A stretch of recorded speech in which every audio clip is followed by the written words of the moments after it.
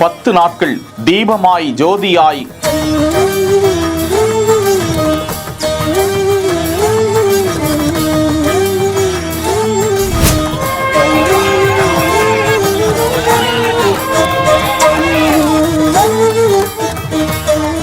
பத்தாவது நாள் தீபம் ஏற்றப்படும் காட்சி.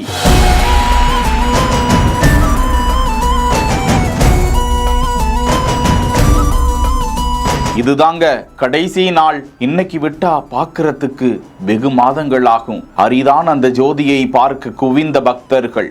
டிசம்பர் 3 தொடங்கி டிசம்பர் 11ஆம் நாள் வரை ஒவ்வொரு நாளும் சரியாக 6 மணிக்கு நகரி வாத்தியங்களோடு எழுந்த ஜோதி. கண் திறந்து பார்த்த சிவன், மனமாற தரிசித்த பக்தர்கள். பஞ்சபூத ஸ்தலங்களில் அக்னி ஸ்தலமாகவும் நினைத்தாலே முக்தி அளிக்கக்கூடிய ஸ்தலமாகவும் விளங்கக்கூடிய திருவண்ணாமலை அண்ணாமலையார் கோவில் கடந்த 10 நாட்களாக கோலாகல திருவிழா கோலமாகவே காட்சியளித்தது. பல லட்சக்கணக்கான பக்தர்கள் வெளி மாநிலங்கள் வெளி மாவட்டங்களில் இருந்து வந்து கார்த்திகை தீப ஜோதியை பார்த்துவிட வேண்டும் என சிவபகவானை வேண்டிக் கொண்டு கிரிவலம் வந்தும் அவர்கள் அந்த தரிசனத்திற்காக காத்திருந்தார்கள். கடந்த டிசம்பர் 3ஆம் தேதி தொடங்கி ஒவ்வொரு நாளும் மாலை 6 மணிக்கு அந்த கார்த்திகை தீப ஜோதி ஏற்றப்பட்டது. 2668 அடி மலை உச்சியில் நகரி வாத்தியங்களோடு ஜோதி ஏற்றப்பட அந்த மலை கண்ணுக்கு எட்டும் வரை இருக்கக்கூடிய பக்தர்கள் அவரவர் இல்லங்களில் இருந்தும் கோவிலுக்கு வந்த